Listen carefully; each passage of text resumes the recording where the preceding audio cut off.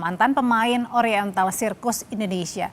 Bagaimana sebenarnya kisah para pelapor? Kami bahas bersama salah satu mantan pemain sirkus, Ibu Magdalena Yuli. Bergabung juga dengan penasihat hukumnya, Bapak Happy Sebayang. Dan juga nanti akan segera bergabung anggota Komisi 13 DPR RI dari fraksi Golkar, Bapak Jamaluddin Malik.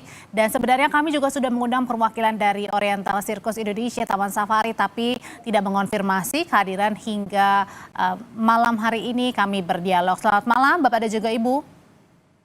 Selamat malam Bu Audrey, selamat malam Bapak Ibu semua. Selamat malam. Ya, saya mau ke Bu Magdalena. Bu Magdalena, jadi sebenarnya saya mau tahu dulu bagaimana sih awalnya Ibu ini bergabung di Oriental Circus Indonesia dan waktu itu usianya berapa, Bu? Usia saya saat itu 5 tahun, kakak saya berdua ya, dengan kakak saya umur sekitar 8 atau 9 tahun. Saat itu saya diambil oleh Pak Hadi. Pak Hadi itu adalah orang tua dari Pak Jansen Manansang, Pran Manansang, Tony Sumampau, pemilik Oriental Circus itu.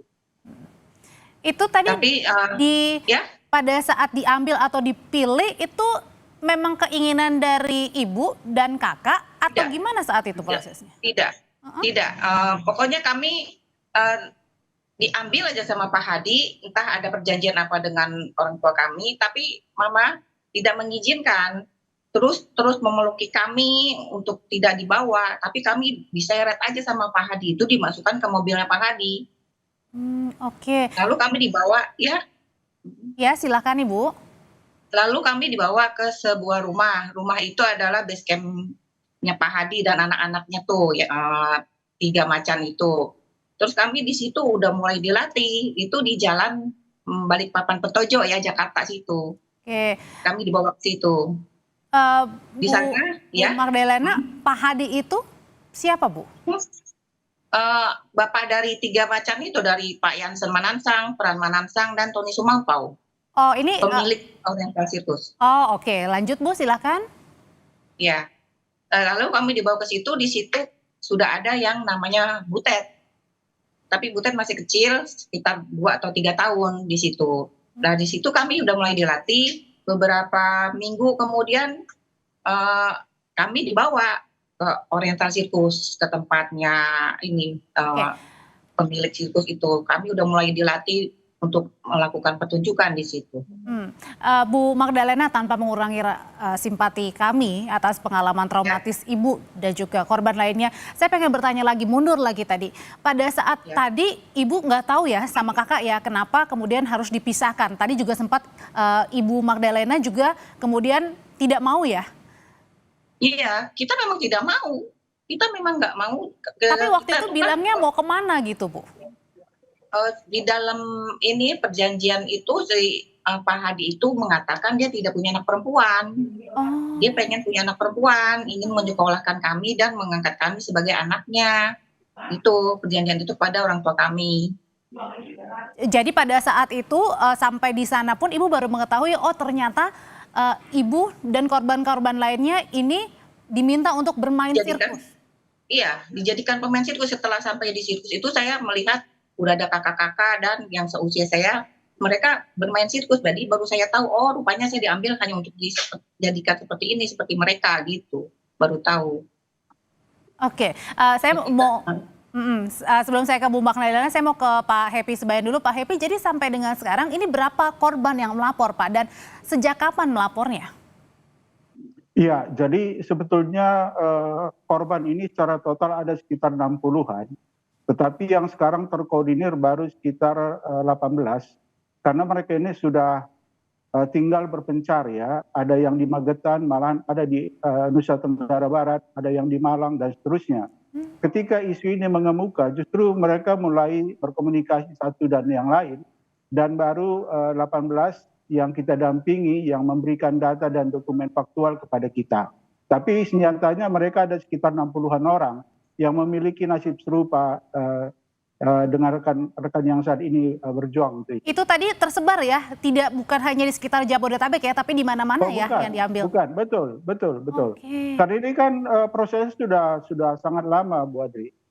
Jadi ini sebetulnya kan tahun 97 ini kan sebetulnya sudah ada rekomendasi Komnas HAM bahwa nyata-nyata ada temuan pelanggaran HAM terhadap hak anak-anak pada masa itu tahun 97. Dan kita tentu percaya pada Komnas HAM. Tentu sejumlah fakta-fakta temuan mereka itu adalah faktual.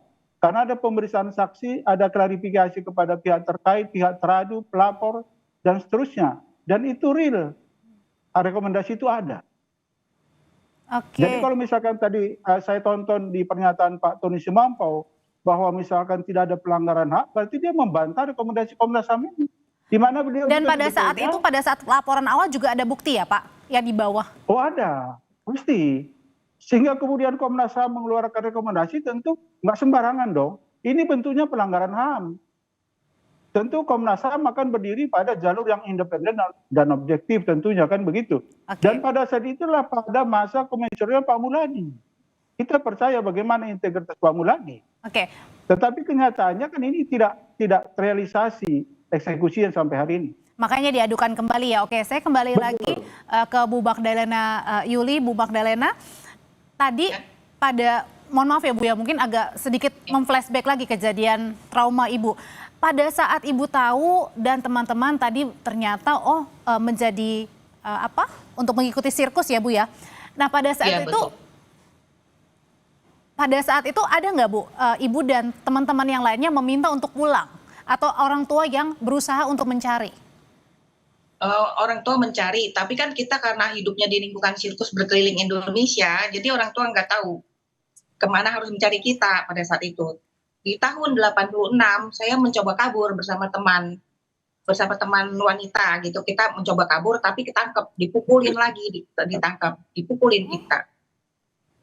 Oke. Dan itu adalah salah satu bentuk kekerasan yang dialami Ibu dan kawan-kawan lainnya. Iya betul. Oke. Kalau tadi kan dari pihak OCI membantah ya, kalau Ya. sebenarnya pada saat itu adalah bentuk pendisiplinan ya. Apa yang pembelaan yang Ibu ingin katakan Bu? Nah, sekarang dulu.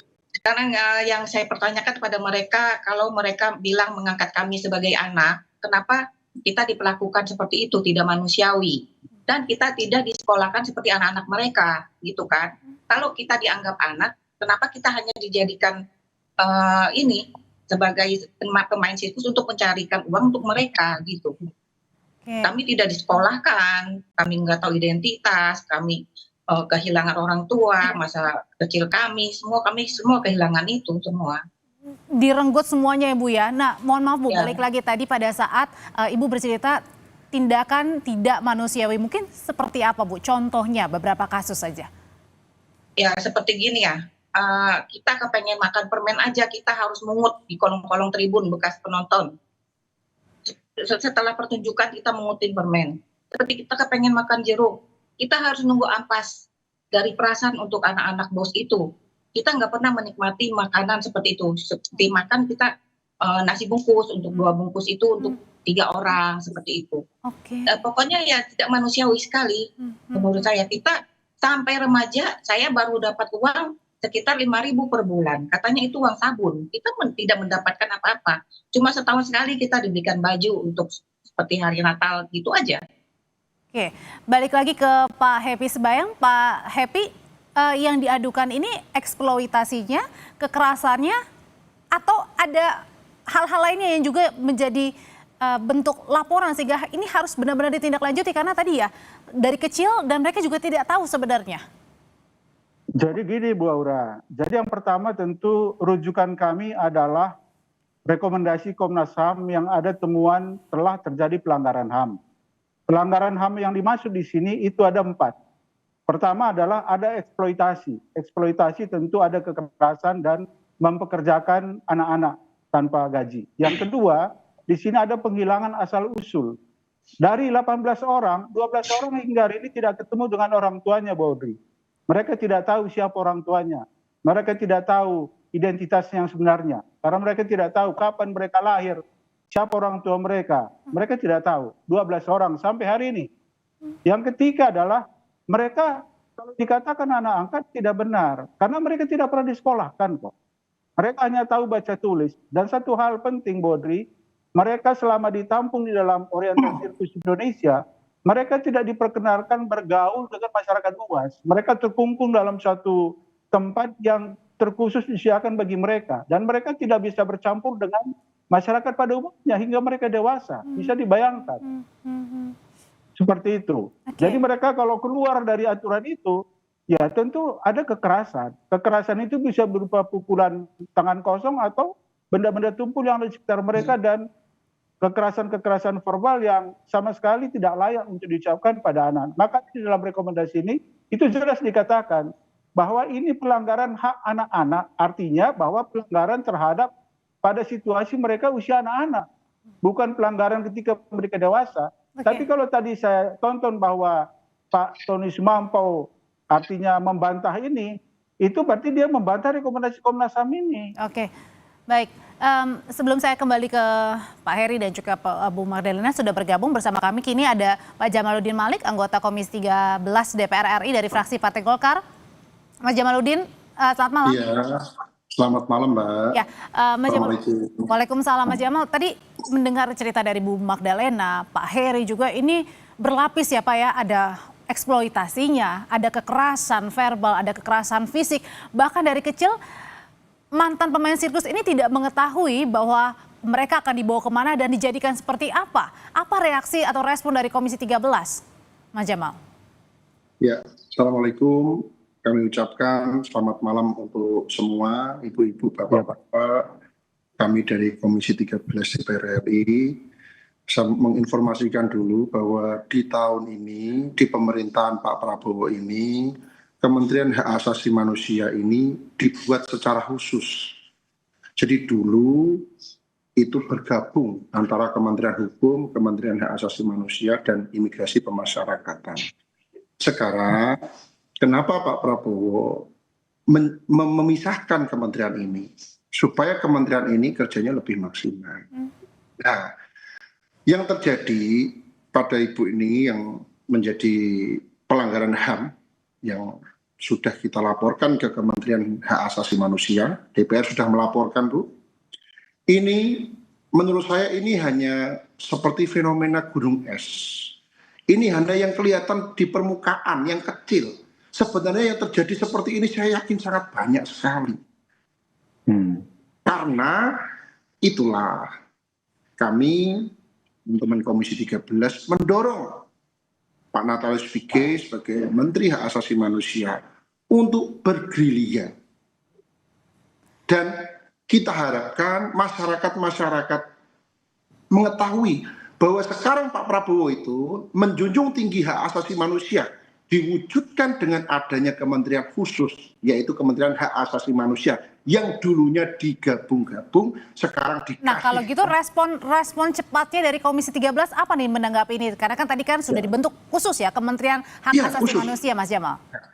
Ya, respon kita itu sudah mengkoordinasikan dengan Kementerian Hak Asasi Manusia untuk melakukan investigasi menyeluruh, independen, dan transparan terhadap dugaan pelanggaran yang terjadi. Yang kedua, menyediakan pelindungan dan pendampingan hukum serta psikologis bagi korban. Terus kita menindak tegas pihak-pihak yang terbukti melakukan atau membiarkan terjadinya kekerasan dan eksploitasi ini. Terus yang kita lakukan juga yang paling penting adalah mengevaluasi sistem pengawasan terhadap pertunjukan hiburan berbasis manusia dan hewan, agar kedepannya tidak terulang lagi hal-hal semacam ini, Bu. Oke, dari pihak pengacara sendiri, ini sudah selain ke tadi Kementerian Hak Asasi Manusia juga sudah lapor kemana lagi? Ke polisi sudah, Pak Heri? Iya, jadi gini Bora, jadi yang pertama sebetulnya dulu para korban sudah melaporkan juga ke Mabes Polri dengan dugaan penghilangan asal-usul orang tua, tetapi Mabes Polri mengeluarkan surat perintah penghentian penyidikan SP3. Lalu berikutnya para korban sudah melaporkan ke Komnas HAM, Komnas HAM sudah mengeluarkan rekomendasi temuan pelanggaran HAM, itu sudah nyata. Lalu Komnas Perempuan juga sudah dilaporkan, Komnas Perempuan sekarang sudah menyurati pihak terkait tapi tidak ada respon. Kami juga sudah melaporkan ke Komisi Perlindungan Anak, Komisi Perlindungan Saksi dan Korban, dan kemarin ke Kementerian Hak Asasi Manusia. Ke depan kami akan audiensi dengan Komisi 3 dan Komisi 13. Tapi intinya Bu Audrey, ini sudah rekomendasi 28 tahun, sejak 97. Jadi bagaimana kuatnya para pelaku sehingga tidak tersentuh oleh hukum yang berlaku. 28 tahun ini Mbak. Mulai 97 sampai 2025 korban. Terkesan ada pembiaran ya berarti ya di situ ya? Betul, iya betul. Oke. Pembiaran sama sekali. Jadi makanya kemudian ini korban kan disuruh menunggu terus. Ketika ditanya suruh menunggu, nanti kita akan kasih informasi. Tapi sampai 20 tahun menunggu. Kenapa kemudian mereka kemudian mengemuka kemudian ketika ini dianggap tidak lagi wajar. Dan Komnas HAM sendiri kan dia tetap berpaku pada rekomendasi. Kita sudah ke Komnas HAM untuk mempertanyakan apa ini tidak lanjut rekomendasi. Kalau hanya rekomendasi, nggak ada tidak lanjutnya gimana? Tanpa action juga nggak bisa ya? Tolong dong. Iya dong, panggil dong mereka. Tanya, ini gimana lo realisasinya kan gitu sebetulnya. Oke, Pak Happy tahan dulu sampai di situ. Saya mau balik lagi ke Bu Magdalena. Bu, pada saat Ibu bersama kawan-kawan waktu itu ada berapa orang dan gimana caranya keluar, Bu? Pada usia berapa? Masih ingat nggak tuh? Kan masing-masing kabur masing-masing ya, ada yang ke Jawa, ada yang kemana. Kalau saya di 86 mencoba kabur, ditangkap lagi, dipukulin, terus sampai akhirnya tahun 87 saya menikah sesama pemain. Di situ saya izin keluar nggak dibolehin. Akhirnya saya pura-pura mau nengok anak, terus saya kabur nggak balik lagi. Tahun 89 itu. Dan setelah kabur itu Ibu dan juga anak-anak atau teman-teman lainnya tidak tahu asal usul ya? Nggak punya asal usul. Karena nggak tahu atau lupa. Iya, kita juga saling hilang kontak sama teman-teman lain. Kita nggak tahu pada kemana-mana gitu. Kalau kita dengan punya keluarga? Identitas, ya. Dengan keluarga saya di tahun 87 itu saya mencari. Pada saat itu tahun 84 saya menemukan secari kertas itu putih di karavannya Pak Jansen itu, saya menemukan di situ ada semacam surat kenal lahir. Surat kenal lahir itu atas nama kakak saya dan saya. Di situ tertera alamat. Ketika sirkusnya main di Bekasi, saya mencoba mencari. Akhirnya saya bertemu dengan keluarga saya. Oke, kalau teman-teman yang lain Ibu? Teman-teman yang lain mereka sama sekali belum bertemu. Ada yang udah bertemu seperti Ida. Cuma berapa orang kayak yang udah bertemu karena itu mencari sendiri, bukan dipertemukan oleh pihak sirkus. Pada saat tadi kan Ibu berusaha mau keluar ya, tapi kemudian dilarang oleh pihak-pihak yang di dalamnya. Kemudian pernah nggak bertanya Bu, sampai kapan? Terus kemudian boleh nggak kita telepon orang tua? Boleh nggak kita tahu orang tua kita siapa dan di mana? Tidak, mereka tidak istilahnya tidak membuat kita itu tahu orang tua kita.